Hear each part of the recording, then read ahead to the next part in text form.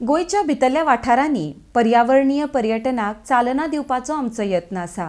ताचो फायदो थंयच्या थळाव्या लोकांक जातलो। एकदां पर्यटक गोयच्या गांवांगांवांनी पावतकर रोजगाराच्योय संदी वाडटल्यो। पणजे ते रेसमागूज जोडपी प्रवासी रोपवे बांदतकर पर्यटक वाडटले। तशेंच आधुनीक सुविधांची उदरगत जातली अशें प्रधानमंत्री नरेंद्र मोदी हांच्यांनी म्हळां। अर्डेक्स को ब्यूरो रिपोर्ट। हमारा प्रयास है कि गोवा के अंदरूनी इलाकों में इको टूरिज्म को बढ़ावा मिले। इसका फायदा सीधे उन इलाकों में रहने वाले लोगों को होगा। जब गोवा के गांवों में पर्यटक पहुंचेंगे तो वहां रोजगार के ज्यादा अवसर तैयार होंगे।